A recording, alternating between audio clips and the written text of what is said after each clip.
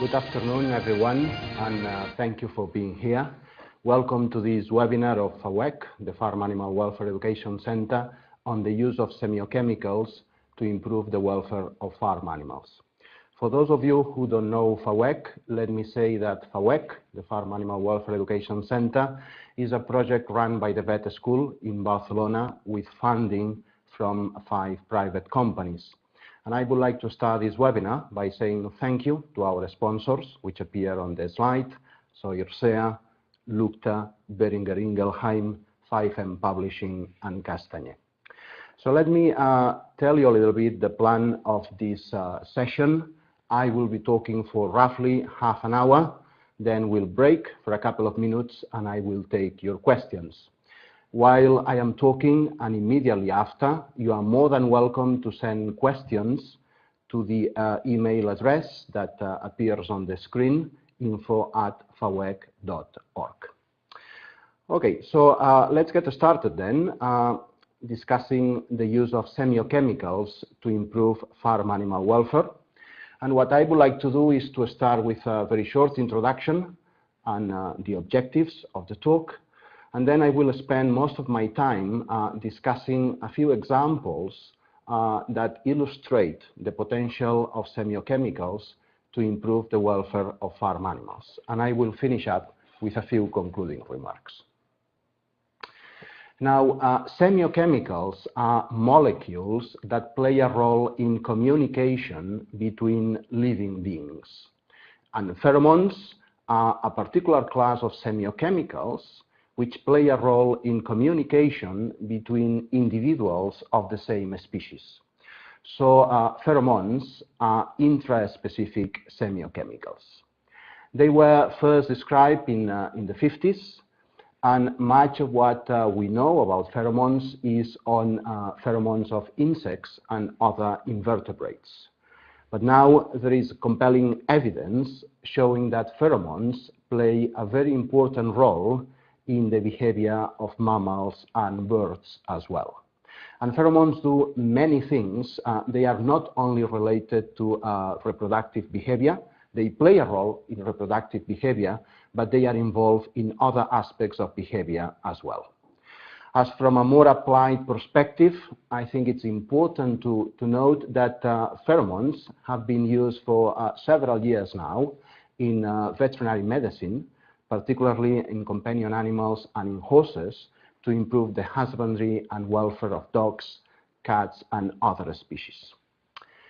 Now, what I would like to do over the next 30 minutes is to discuss the potential use of pheromones in some selected livestock species, with a particular emphasis on pigs, chickens, and dairy cattle. This is not to imply that pheromones may not be useful in other species. They are indeed useful in a variety of species, including some other livestock species. But we have decided to illustrate the potential of pheromones by using a few case studies in pigs, broilers, and calves. And the problems we have selected, this will discuss the effect of pheromones on aggressive behavior, the potential to reduce stress caused by either housing and husbandry conditions on farm and by transport, and finally, the effect of pheromones on a number of injurious behaviors, particularly tail biting in pigs, and perhaps as well feather pecking in laying hens. And we have selected these problems because they are important from an animal welfare standpoint and also from an economic point of view. So they are both welfare and economic problems. Now, what I will do over the webinar is to provide strong evidence on the potential of pheromones for some of these problems, and also I will discuss some other areas for which we do not have data yet, but that, in our opinion, are very promising areas for further research. So let's get started then with our first problem, which is aggressive behavior in farm animals. Now, to make a long story short, I think it is fair to say that aggressive behavior in farm animals becomes a problem in one of two possible situations. One, when unacquainted animals are mixed, are put together, and the other situation is when animals, due to housing conditions, are forced to compete for resources, either feed, water, shade, or whatever. So the first situation that may lead to damaging aggressive behavior is mixing of unacquainted animals. And this is a frequent problem in pigs, both at weaning, when we mix piglets from different litters, and also in group housing of pregnant sows, when we have what we call dynamic groups. Now, this aggressive behavior caused by mixing of unacquainted animals results from a lack of familiarity between the animals, and we have data showing that aggression becomes more of a problem as animals are more similar in body weight. And this is unfortunate because very often we group animals based on their body weight to have homogeneous groups, and this makes the problem of aggression after mixing more serious. So let's start with aggressive behavior in piglets after weaning. This is, as I said before, a welfare issue, not only because piglets may cause injury to other piglets as a result of fighting, but also because aggressive interactions may lead to stress. And stress, in turn, will have negative effects on performance, in part because it will reduce feed intake after weaning. As this graph shows, piglets may take several days, up to 1 week or even more, to go back to the desired level of feed intake after weaning. And this is in part due to the stress response caused by weaning. And one of the stressors that piglets encounter after weaning is mixing with piglets from other litters. This reduction in feed intake caused by weaning is likely to have a carryover effect with serious negative economic consequences, as this study by Polman shows very clearly. What you have on this slide is as follows. You have 3 columns, 3 bars. The first one on the left side of the graph represents piglets that were heavily stressed by weaning, and as a result of stress, they did not gain any weight at all during the first week post-weaning. In fact, they lost weight. The second column will represent piglets that were subject to medium stress, and as a result of that, they gain anything between 0 and 150 grams per day during the first week post-weaning. And finally, the last bar on the right side hand of the graph is piglets that were weaned into optimal conditions. They were not stressed, or at least not heavily so, and they gain more than 150 grams per day during the first week post-weaning. Now, the interesting part of this study is the number that you can see at the top of each bar: 178, 171, 163. And this number is the total amount of days needed for pigs to reach market weight, meaning that the stress caused by weaning and its effects during the first week post-weaning have a carryover effect that goes throughout the fattening period. And the difference between no stress and heavy stress during this first week post-weaning is one of 15 days to reach market weight, which has a huge economic impact. So weaning causes stress. Stress is a welfare problem and an economic problem, and part of this stress is the result of aggressive behavior when we mix piglets from different litters. So now our question is whether pheromones may be useful to reduce this aggressive behavior when we mix piglets from different litters. And the pheromone that could be useful to reduce this aggressive behavior is the so-called pig appeasing pheromone, PAP, which is one of a big family of pheromones, the appeasing pheromones that we think now are produced by the vast majority, if not all, mammalian species. The PAP, the pig appeasing pheromone, is produced by lactating sows over the first few days after farrowing. It is a mix of fatty acids, and as its name implies, the pig appeasing pheromone has an effect on piglets, which basically means a reduction of stress and aggressive behavior when piglets are exposed to this pheromone. Now, an interesting thing about this pheromone and about appeasing pheromones in general is that even though the natural recipient of these pheromones are the offspring, the adult animals retain the capacity to respond to these pheromones if they are exposed to them. So the key points here, remember, lactating sows produce a pheromone, the pig appeasing pheromone, and this pheromone will reduce stress and aggressive behavior in piglets when they are exposed to the pheromone while sucking.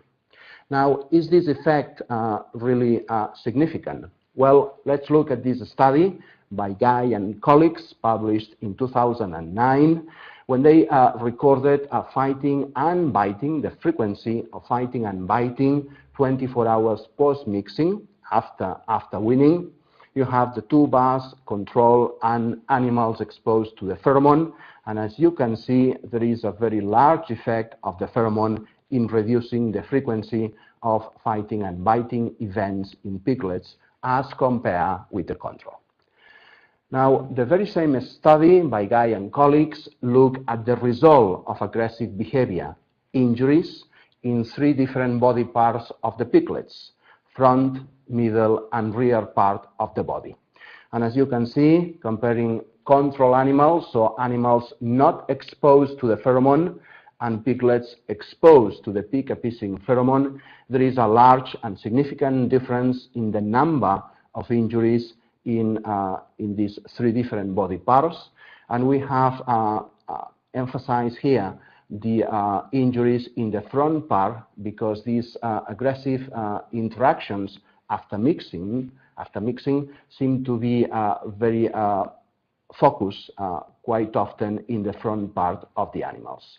So the pheromone seems to be effective at reducing the frequency of aggressive interactions and at reducing the number of injuries that result from those interactions as well. So the next question then, if you remember that I said at the beginning of the webinar that this aggressive behavior is not only a welfare issue but a performance and economic issue, the next question is to see whether the pig appeasing pheromone will have a positive effect on economic performance, on the performance of the piglets. And we have this study by McClone and Anderson, 2002, looking at 2 performance parameters, average daily gain, so growth rate, and feed conversion ratio. And as you can see, they had 3 experimental groups. Animals treated with pheromone, and the pheromone was sprayed onto the feeder. Animals treated with the pheromone, and the pheromone was sprayed onto the snout of the animals. And finally, control animals that were not exposed to the pheromone. If you look at the average daily gain, for example, it goes between 236 to 153 grams per day in animals exposed to the pheromone, as compared with less than 200 in control animals. And something similar applies to the other performance parameter, feed conversion ratio, which is lower, meaning better, in animals exposed to the pheromone, either on the feeder or on the snout, compared with control animals. So in summary, the pheromone, the pig appeasing pheromone, reduces aggressive behavior of piglets after weaning. It has an effect on injuries caused by fighting, and finally, it has a positive effect on performance of piglets. So let me illustrate this issue of PAP effects on piglet that have been weaned by showing you a video. And as you will see, the video has two different parts. In the first part, you will see piglets mixed together, piglets from different litters that have been weaned and mixed together in a number of pens and not exposed to the pheromone. So that would be, if you wish, normal weaning, traditional weaning without using PAP, the pig appeasing pheromone. And in the second part of the video, you would be seeing the same situation, but animals, piglets in the treatment group, have been exposed to the pheromone. So let's look at the video.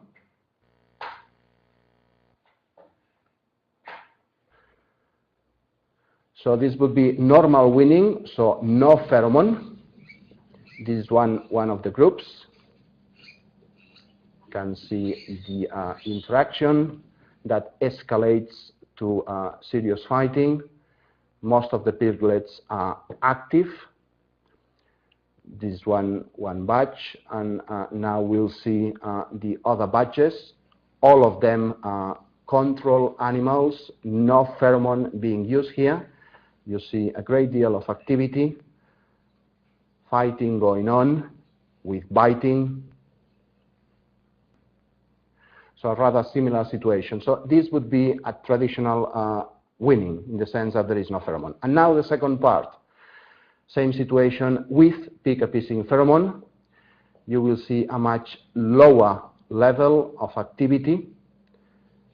No fighting, or very gentle fighting in this particular batch. See some fighting here, but the fighting does not escalate into serious biting. And in general, as I said, animals are quieter and less active and less aggressive. Okay, so this is the first part, the use of pig appeasing pheromone in piglets after weaning. The second part, also related to aggressive behavior, is the use of the pig appeasing pheromone, the same pheromone, to manage pregnant sows in groups. And as you all know, in the European Union right now, we have to keep pregnant sows in groups from 4 weeks after service to 1 week before the expected time of farrowing. And one of the possible problems of this housing system is fighting between sows, either because we put together sows which have not had previous contact, so in dynamic groups we mix animals, that is a cause of fighting, and the other possible cause is when sows have to compete for resources. This fighting will cause fear and stress, so a welfare issue, and may contribute to lameness or other health problems. So it may become an economic issue as well. Now, the question is, once again, whether the pig appeasing pheromone may play a role in preventing such aggressive interactions. And we do have a study by Japanese colleagues, Yonezawa et al., 2009. This was a study done in a rather experimental control situations, and they look at aggressive behavior between sows which were not in contact before, and they use as a measure of aggressive motivation the latency period before the sows started to fight when put together. So the thing to remember here is that the longer the latency to start fighting, the lower the aggressive motivation of the animals. And in this graph, if you look, for example, at escape and bite, which would be serious fighting, if you wish, animals in black, which are those exposed to the pheromone, have a significantly higher latency period to start fighting as compared with control animals in white. And remember, a longer latency is good news because it does indicate lower aggressive motivation. So this reduction in aggressive behavior will translate in a lower stress response. And in this very same study, Yonezawa and colleagues look at saliva cortisol, which is a physiological indicator of stress, saliva cortisol after mixing. Once again, black circles, animals exposed to the pheromone, white open circles, control animals not exposed to the pheromone. Concentration of cortisol in saliva is much lower and significantly lower in animals exposed to the pheromone. So in summary then, as for the first problem we have addressed, aggressive behavior in pigs in two different situations, piglets after weaning and group house pregnant sows, we do have a strong evidence showing that one pheromone, the pig appeasing pheromone, can be extremely useful to reduce aggressive behavior and its consequences, both injuries and reduced performance. So let's move now on to the second part of the talk, which is about the use of pheromones to reduce stress caused by housing and husbandry conditions and caused by transport. And let me illustrate this with three examples. For two of them, we do have good data, strong data, and the other one is one of the examples I would like to suggest as areas deserving further research. So the first example is the health and welfare of dairy calves. This has been rather neglected up to a point in the welfare literature, but we do have very high mortality rates in dairy calves, which may range, according to a variety of studies, between 10 and 20%. And according to these studies, both respiratory and digestive conditions are major causes of mortality in dairy calves. Now, the interesting thing is that we have evidence suggesting that stress plays a very significant role in the development of these conditions, both respiratory and digestive conditions.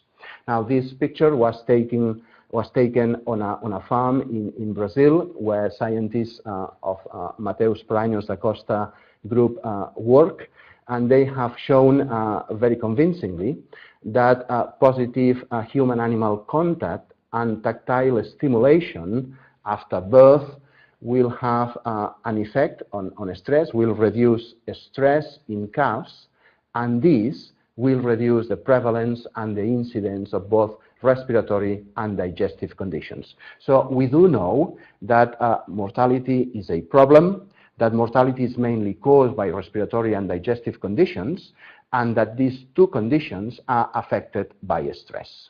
So what is the possible role for semiochemicals here? Well, we also know that domestic cattle produce an appeasing pheromone, so cows after calving will produce an appeasing pheromone, as would sows, as we have seen before. And this cattle appeasing pheromone has been identified and proved to be effective in adult animals. So our suggestion, and we do not have data yet, this is one of those areas that call for further attention, our suggestion is that this cattle appeasing pheromone could be easily used in young calves. For example, this picture is meant to suggest the pheromone could be sprayed onto the nipple that is used to deliver milk replacer to the calves, and the pheromone could then reduce the stress of the calves and therefore improve their welfare and their health, with a benefit in terms of performance as well. So something that I think merits further research. So let's now look at two examples within this section of stress caused by husbandry and transport, two examples for which we already have good evidence. And one of them is related to broiler welfare. Most of you will know very well that broiler production involves very high stocking densities, and we have several studies suggesting that although it may vary depending on the environmental circumstances, in general, when stocking density is very high, welfare problems are more likely to happen. So we have a production system which may bring stress-related problems, welfare problems quite often, in part due to this high stocking density, among many other things. So the question is, do birds and do domestic chickens produce a pheromone that could be useful to address this problem? Well, the answer is yes to both questions. We know that domestic hens produce a pheromone which has been identified and synthesized in the lab. It's called mother hen uropygial secretion analog, MUSA for short. And this pheromone has been shown to have an effect which basically means of stress reduction and a positive effect on performance as a result of this reduction in stress. So in practice, we have several papers done on broiler farms and comparing animals that have been exposed to MUSA, to the mother hen pheromone, and control animals.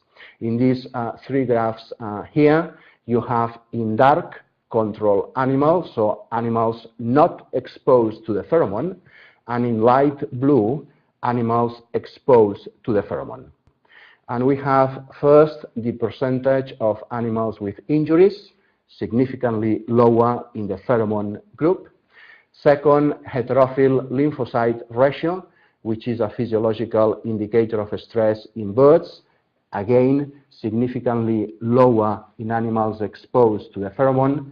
And finally, corticosterone in plasma, which is another physiological indicator of stress, once again significantly lower in animals exposed to the pheromone.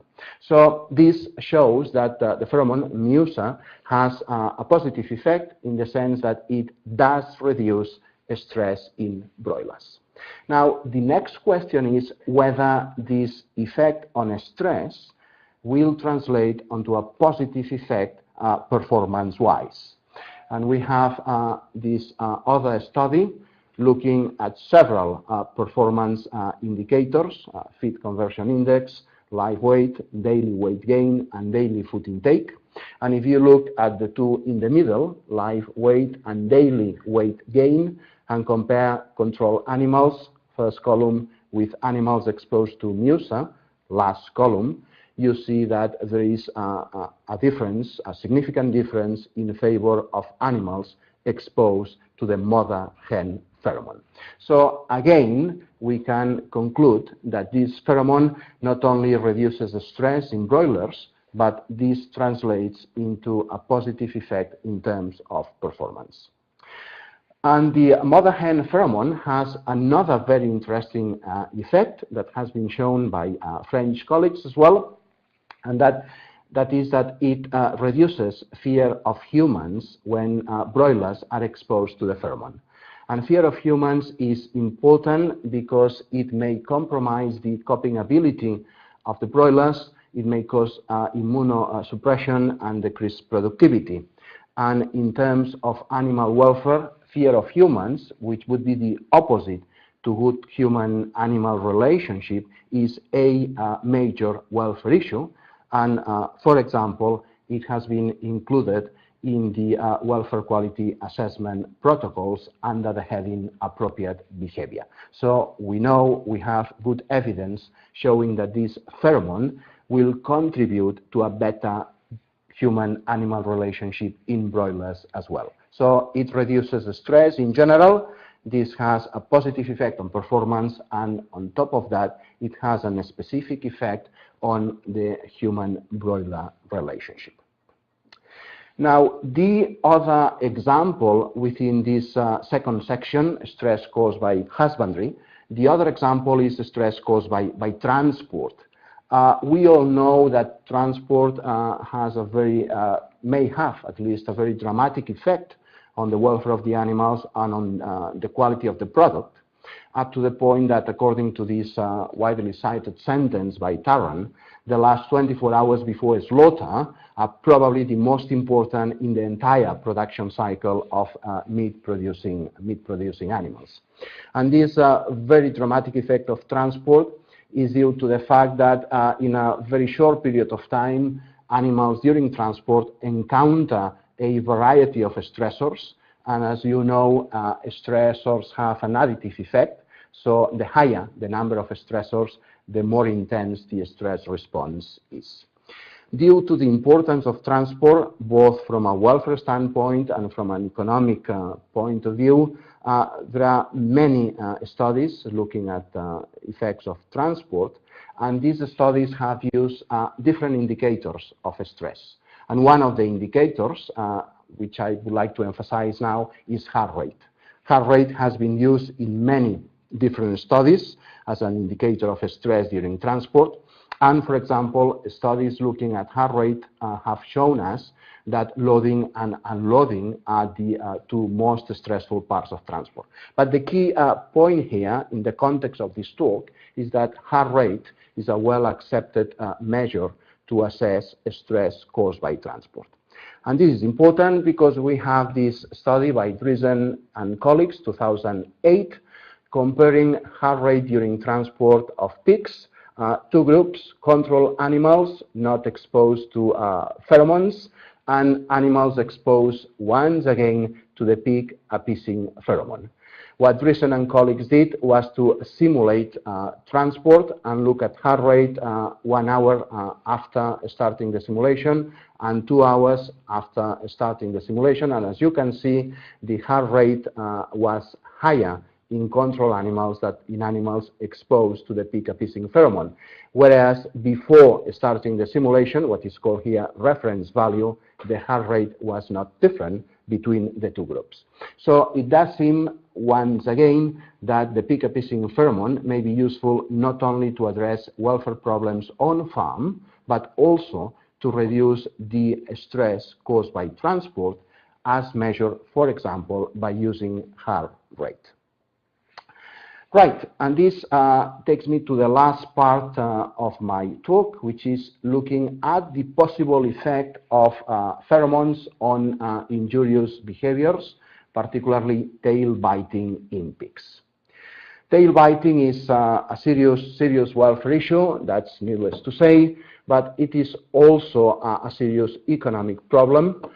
We had a webinar on tail biting some time ago. It was done by my colleague Deborah Temple, and you know about tail biting. Here are some figures that illustrate the economic importance of tail biting in terms of prevalence and economic cost into European countries, the Netherlands and the United Kingdom, but probably very similar to the situation in many other European countries. And this important economic effect of tail biting is due to a variety of causes: reduced weight gain when there is a tail biting outbreak, lack of homogeneity within the batch, secondary systemic infections, treatment cost, carcass condemnations, and so on. So it is a frequent problem in Europe and elsewhere, and it is an important problem from a welfare standpoint and an economic standpoint. Now, the question is, what about pheromones as it goes to tail biting? Well, let's look first at the motivation that explains tail biting. What are the causes of tail biting? Well, traditionally, tail biting has been considered to be a redirected exploratory behavior. And this is why the provision of enrichment materials is the best preventive measure. But recent evidence, for example, by Taylor and colleagues in 2010, suggests that tail biting may very likely have several motivations. One of them is, rightly so, exploration, so that's true. But in some circumstances, tail biting may be a consequence of aggressive behavior and competition for resources. So our point here, and this is the other area for which we do not have yet strong data, is one area that we think calls for further research, our suggestion is that when tail biting is caused by aggressive motivation in particular, then the peak appeasing pheromone may be an interesting tool together with other, of course, other management strategies, could be an interesting tool to reduce the likelihood of an outbreak of tail biting. And probably a similar way of thinking could be applied to feather pecking in laying hens. Diverse motivation, also redirected behavior, but probably general stress plays a role, and it would be extremely interesting to look at whether the mother hen pheromone, which I mentioned before, would play a role in contributing to reduce the likelihood of feather pecking in laying hens as well. Okay, so this brings me to the last part of my talk. Just a few concluding remarks to summarize the main ideas that I would like to convey in this webinar. First of all, I think it is fair to say that the evidence that we already have now shows that semiochemicals pheromones are a very promising tool to improve welfare and performance in farm animals. And perhaps the most interesting thing is that pheromones appear to be useful to address problems that are either difficult to solve or that may increase due to current changes in husbandry systems. For example, group housing of sows or systems alternative to cages in the case of laying hens and feather pecking. So pheromones seem to be useful, and they seem to be useful to address difficult problems, so to say.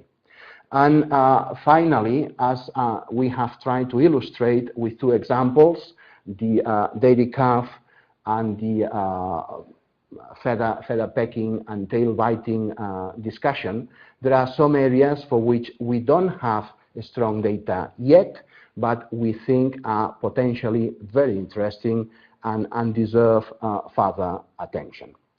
And that's it from me. Thank you very much for listening. And as I said before, now we'll break for 2-3 minutes.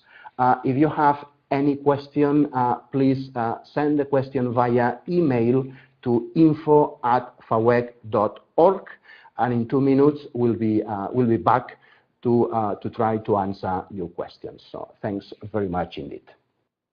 How long does it take for the pheromone to have an effect? So right. This is the first question. Yeah, well, I assume that this question may refer perhaps to the peak appeasing pheromone, for example, if that is the case. Anyway, the pheromones we have been looking at in the webinar are part of what we traditionally have classified as releasing pheromones, as opposed to priming pheromones. And these releasing pheromones have a rather immediate effect on the behavior of the animal. Now, having said that, however, if we use PAP, peak appeasing pheromone, to reduce aggressive behavior in piglets after weaning, what is advised is that the pheromone is sprayed on the facilities, on the walls, for example, before the animals are put into the pen, so that the pheromone molecules are in the environment and may have an immediate effect on the animal. So that's a practical thing, but from a more fundamental point of view, the key thing is that we are looking at releasing pheromones, and therefore the effect, once the animal is exposed to the pheromone, the effect is rather immediate, so a matter of minutes. And probably this would apply to the other pheromones I've been looking at in the webinar. Thank you, Xavi. We have a question which is a little bit related to this one, which is related to hierarchy formation in groups of pigs. Mm-hmm. Then the question is the following: do the PAP groups show reduced aggression over the entire period they are together? Or are they just less aggressive at the beginning when they are just mixed? Yeah, that's a very interesting question, because one of the difficulties with other, if you wish, traditional systems to reduce aggression after mixing, one of the difficulties was that the only thing they did was to postpone the aggressive interactions between piglets. What seems to happen with PAP is that the effect is particularly dramatic during the initial period when aggressive behavior is more intense. But if you remember the video, PAP does not suppress aggressive interactions completely. So we saw piglets fighting a little bit in the group of animals exposed to the pheromone, meaning that when they are exposed to the pheromone, they interact, they fight, but they do it in a less severe way, meaning that they are still establishing the rank, the hierarchy through fighting, but the fights do not escalate into serious fighting. So another very interesting thing that we have observed with pick-a-pissing pheromone is that beyond reducing the aggressive interactions, it does seem to increase affiliative behavior between piglets. So taking all this together, I think we can conclude that the effect of the pick-a-pissing pheromone, even though it's particularly pronounced at the beginning of the mixing, when most aggressive interactions would take place, the effect goes throughout the whole period and not only reduces aggression, but also increases affiliative behavior. So it seems to be a rather robust, interesting effect indeed. Thank you, Xavi. Again, another question related to this one, but in another species. Here is the question related to MH usage applied on commercial free range farms. So in your opinion, Xavier, do you think the birds benefit from MUSI just up their natural brooding time, or are they likely to benefit from MUSI all the way through their production period?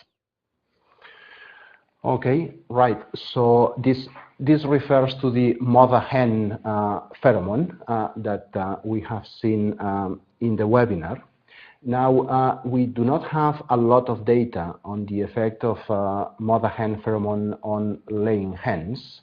However, colleagues in France have done a number of field trials, and those have shown that the effect of the mother hen pheromone goes well beyond the natural brooding period.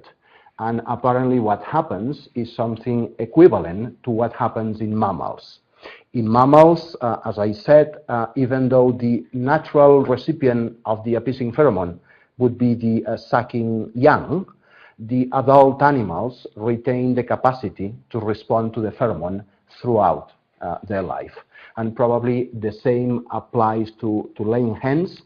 That's what we reckon based on the field trials carried out so far. So the answer is, I would suggest that the effect would go well beyond the natural brooding period, so probably throughout the life of the animal. Thank you, Xavier. Now we have a rather practical question from a field vet. So he wants to apply and try the pheromones on field, on a commercial farm. Do you know if these pheromones are commercially available and where he can find them? Right. Yeah, that varies quite a bit, I guess, depending on countries. And I think that probably the best thing we can do to address this sort of practical request is that if this person has obviously sent an email to us, what we would do, if that is okay, is to forward that email to the company that does the research or markets the pheromones, and they should be able to provide a more accurate answer than we would. We don't market pheromones. We are at the university, but we will be more than happy to forward these questions to the company that does market the pheromones. So we'll do that, if that is okay. Another practical question on the application of the pheromone. So the question is, can some of the pheromones be included in feed? Right. Well, as far as we know, no, there is no trial as far as we know including the pheromones in the feed of animals. The pheromones can be released in a variety of ways through gel blocks, for example, from which the pheromone will diffuse, or could be sprayed onto the feeder or on the snout of the animals, as we have seen in some experimental designs. And there are some other ways, but as far as I know, there is no study looking at the incorporation of the pheromone in the feed itself. Thank you, Xavi. Another question linking the effect of the pheromones on health. So here is the question. It is known that stress increases the chances of colonization and excretion of pathogens. So this person wonder whether stress reducing pheromones could therefore have a role in improving food safety. Well, that's an extremely interesting question, and one of the problems that come to my mind immediately is, for example, salmonella in pigs. So we do have some evidence suggesting that the stress caused by transport may increase the release of salmonella from carrier pigs. I think it would be extremely interesting to look at whether the use of pig appeasing pheromone during transport, for example, or at lairage, once the animals have arrived to the slaughterhouse, whether the use of PAP has a positive effect. I mean, theory-wise, it would seem reasonable to reckon that it may have an effect, but of course we don't have the data yet, and this is one area that I would, after listening to this question, add to the list of areas that deserve further attention. I think it would be extremely interesting to test it. We don't have, as far as I know, we don't have the data yet to prove it. It seems a reasonable hypothesis, and I think it would be very interesting to test it. Thank you, Xavi. Yes, we are looking at some more questions, so we may have the time to do two more questions. So here is one more question. Do you have any comments on the use of pig appeasing pheromone in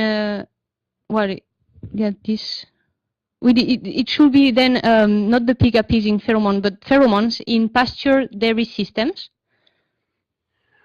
No, I think we may encounter here a practical problem. So the issue is that pheromones are molecules or mixtures of molecules that are perceived either through the olfactory mucosa or the vomeronasal organ. So the molecules are in the air, and they are taken up by the animal through one of these two systems, the respiratory systems, and then they go to olfactory mucosa or the vomeronasal organ.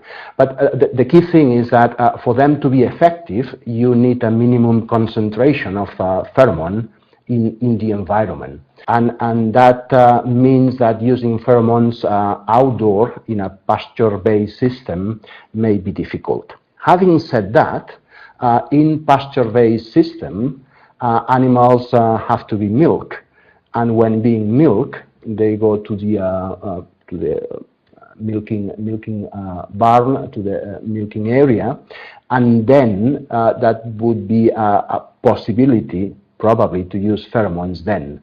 Another possibility, for example, would be when cows are about to calve and they are taken indoors in calving pens. That would be another possible area of intervention. So in summary, once again, I don't think we have data, but using pheromones outdoor would face this difficulty of having to reach a minimum threshold of pheromone concentration in the air for it to be effective.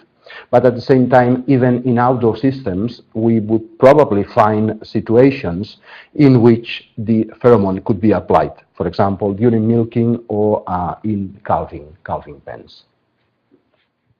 Yes, so now maybe the last question. We really thank you to all the participants for the questions, and we will answer the following questions in directly by mail. So this is the last question. Are there synthetic pheromones available in species other than farm animals and pets? Well, yeah, we have pheromones commercially available for some farm animals, and of course for dogs, cats, and horses. And there have been trials, some of them very successful, with zoo animals. We have been involved in a few of those, using, for example, dog pissing pheromone in wolves, with rather promising results in transport of wolves, and using cat pheromones in wild felids, wild cats. And French colleagues have been using pheromones when introducing Asian elephants to each other. And so there is a variety of trials that show that pheromones are very useful in animals other than farm species and companion animals, particularly in zoo animals.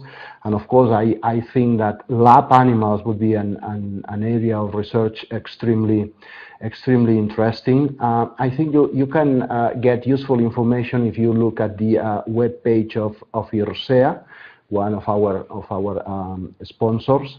They have several examples of the use of pheromones in zoo animals, for example, and we would be happy to provide more details on the use of pheromones in non-domestic species as well. So not commercially available, but they are there. They can be used, either pheromones of similar domestic species or what is called de-specified pheromones, and they have been used in several zoo species with very promising results.